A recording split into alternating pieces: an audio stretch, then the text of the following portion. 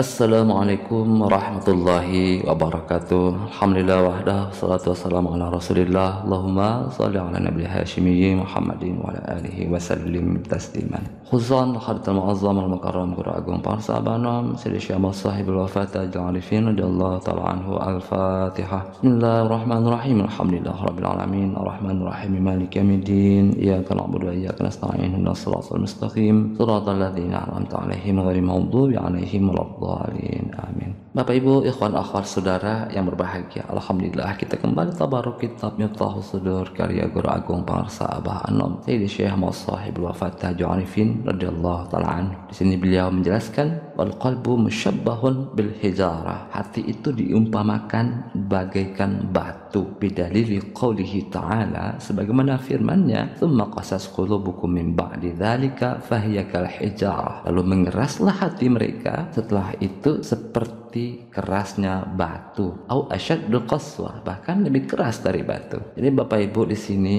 beliau mengumpamakan hati kita itu seperti batu keras, bahkan asyaddul qaswah, bahkan lebih keras dari batu. Dan batu itu kata beliau la yankasir, tidak akan pecah illa biquwwah, kecuali dia dipukul dengan keras. Nah, hati kita pun demikian Bapak Ibu, hati yang negatif, hati yang banyak menyimpan pikiran-pikiran negatif. Nah, itu digambarkan oleh beliau dengan hati yang keras. Nah, ini istilah yang beliau gunakan di kalimat ini. Walaupun sebetulnya banyak istilah yang disampaikan oleh para guru sufi, seperti hati yang negatif itu digambarkan sebagai hati yang hitam, seperti di dalam hadis innal mu'mina idza aznaba kanat nuqtatun sawda'a fi qalbi. Jadi hati yang menghitam karena dosa-dosa. Hati yang negatif itu juga digambarkan sebagai hati yang berkarat, seperti dalam sabda baginda sallallahu alaihi wasallam innal quluba la tasda'u kama yasda'ul hadid. Jadi hati itu berkarat seperti berkaratnya besi. Ada juga hati itu digambarkan sebagai hati yang kotor, jadi banyak kotoran di dalamnya. Ada juga istilahnya itu hati yang berpenyakit, jadi banyak penyakit di dalam batinnya itu. Jadi macam-macam ya Bapak Ibu,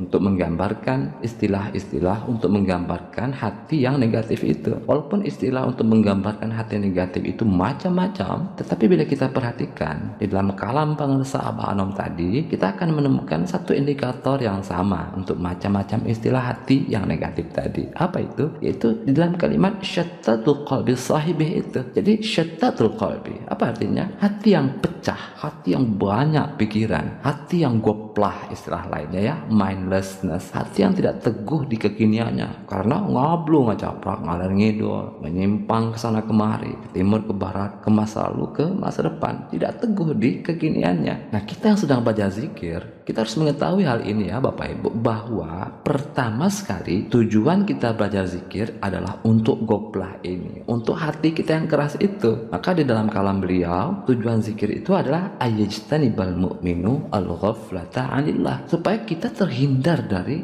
goplah. Kenapa? Li'anal ghaflah tujri'uhu 'alal ma'siyah, karena goplah itu merupakan penyebab utama keburukan dan kemaksiatan diri kita. Ucapan kita menjadi jelek, perbuatan kita buruk akhlaknya, pikiran kita suka negatif, suka suudzon. Nah, ini disebabkan oleh goplahnya batin kita itu. Ada kotoran goplah di dalam batin kita itu, sehingga akibatnya kita pun menjadi gelisah dan menderita di dalam kehidupan ini. Jadi kalau kita selama ini mengalami stres, mudah gelisah, serba salah dalam kehidupan ini ya, salah memilih misalnya, pengen sama adiknya kepilih kakaknya, salah menentukan, salah membuat keputusan, salah jalan, salah memilih guru, macam-macam kesalahan-kesalahan di dalam kehidupan kita, yang akibat dari serba salah ini adalah serba susah komunikasi, susah sampai, susah berinteraksi, susah berhasil, susah makan, susah tidur, macam-macam ya Bapak Ibu sekalian. Bahkan sekarang ini ada fobia baru namanya nomofobia. Susah sekali melepaskan diri dari HP Android. Kalau nggak ada HP Android, stres, gelisah. Kan ada yang seperti itu ya Bapak Ibu sekalian. Nah, semua itu disebabkan oleh kotoran di batin kita. Yang kotoran batin itulah yang menyebabkan kita menjadi goplah. Jadi ada kotoran di dalam batin kita, makanya jadi goplah ya Bapak Ibu. Lalu apa kotoran batin? Kotoran batin itu adalah memori-memori bawah sadar yang bermunculan sendiri di langit pikiran kita ketika kita sedang zikir Bapak Ibu. Jadi waktu zikir jahar misalnya la ilaha illallah, la ilaha illallah, la ilaha illallah, sedang asyik zikir, tahu-tahu macam-macam pikiran muncul di langit pikiran ya. Ada yang baik-baik, kalau baru belajar biasanya kan yang kasar-kasar ya, yang serem-serem. Nah itu kotoran batin kita. Jadi wujudnya itu adalah memori bawah sadar yang ia muncul tanpa kita kehendaki, tanpa kita sadari, sangat menggelisahkan, sangat mengganggu kekinian kita. Maka kita zikir itu adalah untuk membersihkan itu. Zikirnya itu dalam kalam beliau tadi apa? Biquwah. Jadi harus dengan kuat. Jadi zikir yang kuat, yang kasar istilah lainnya, yaitu zikir jahar. Kenapa zikir jahar? Karena satu frekuensi dengan batin kita ya zikirnya itu. Karena kan hati kita kasar istilahnya itu ya. Jadi hati yang kasar adalah dengan zikir yang kasar. Jadi satu frekuensi. Jadi bukan zikir ropi, zikir yang halus, bukan. Kenapa disebut kasar zikir jahar itu? Karena zikir jahar itu tidak hanya dengan suara yang keras, suara yang kuat, tetapi juga diikuti dengan tarian atau gilingan di kepala, yang bahkan diikuti dengan tarian atau gerakan di seluruh badan. Apalagi kalau kita datang ke inabah ya, nah itu bisa kita lihat sendiri bagaimana gerakan zikir jahar itu, bagaimana praktek zikir jahar itu. Jadi Bapak Ibu, dengan analisis zikir jahar itu, maka nanti sang pezikir akan mudah untuk melakukan proses sufi healing terhadap batinnya. Kenapa? Karena dia akan mendapatkan dengan zikir jahar itu musiknya, iramanya, tarian zikir jahar juga. Dan kondisi ini kan sangat bagus untuk healing, untuk batin kita yang gelisah, karena ada musiknya. Karena batin yang gelisah tersentuh musik,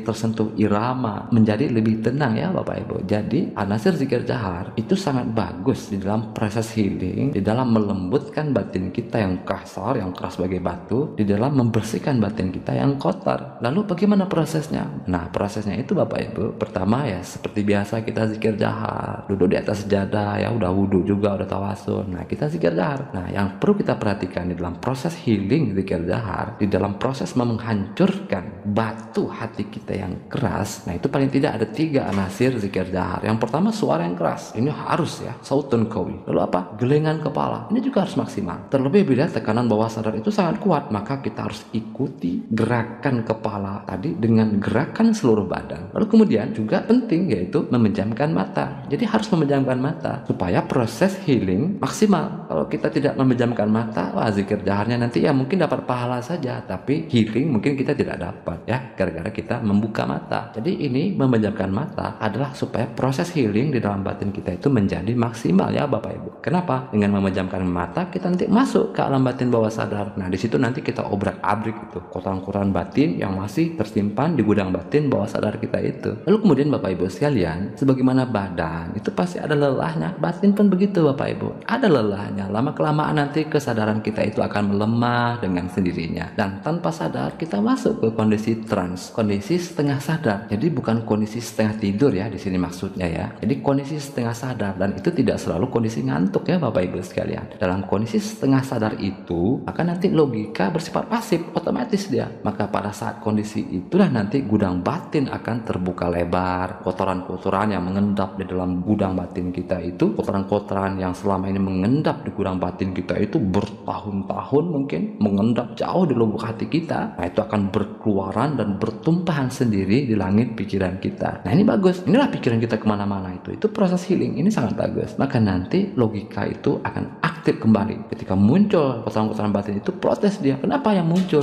Aku ingin melupakan kamu. Kenapa kamu kok muncul? Protes, sehingga akibatnya tekanan bawah sadar itu menguat kembali dan sangat kuat dari sebelumnya. Nah ini mengakibatkan batin menjadi gelisah, sangat gelisah, sehingga kegelisahan batin itu pun kemudian dilempar ke badan. Kita pun mengalami psikosomatik, mungkin pusing-pusing, mual, pegel-pegel, sakit perut dan sebagainya ya. Maka kemudian Bapak Ibu, dalam kondisi seperti itu, apa yang harus kita lakukan? Yang harus kita lakukan adalah kita maksimalkan kembali anasir zikir jahar itu. Suaranya kita perkuat, gelengan kepala kita maksimalkan, kita gerakkan seluruh badan dan tetap memejamkan mata. Maka nanti logika yang tadinya liar, angkuh, protes itu akan pasif kembali dengan sendirinya. Bersamaan dengan pasifnya logika itu akan terbit rasa baru yang lebih pasrah di batin, lebih berserah. Ya Allah, tak sanggup rasanya aku menanggung beban-beban batin yang begitu berat ini. Ya sudah, ketika muncul rasa pasrah berserah itu dan ini berlangsung agak lama, maka nanti akan diperolehlah yang disebut dengan ledakan tangisan katarsis. Dengan katarsis, maka itu berarti sebagian dari kotoran batin kita, ya Bapak Ibu, sebagian dari kotoran batin kita yang telah menyebabkan hati kita itu keras, bahkan lebih lebih keras dari batu sehingga kita menjadi gelisah dan menderita hidup ini, terbuang sedikit dari gudang batin bawah sadar kita. Baik, itu saja yang dapat kita pelajari pada kesempatan kali ini. Semoga ada hikmah dan barokahnya untuk kita semuanya, khususan lahadatul ma'azam dalam karam guru agung Parsabanam Sidi Syamus Sahibul Fatah Ju'arifin radhiyallahu ta'ala an. Al-Fatihah. Bismillahirrahmanirrahim. Alhamdulillah rabbil alamin. Ar-Rahmanir-Rahim. Maliki yaumiddin. Iyyaka na'budu wa iyyaka nasta'in. Ihdinas siratal mustaqim. Shiratal ladzina an'amta 'alaihim ghairil maghdubi 'alaihim waladdallin. Amin.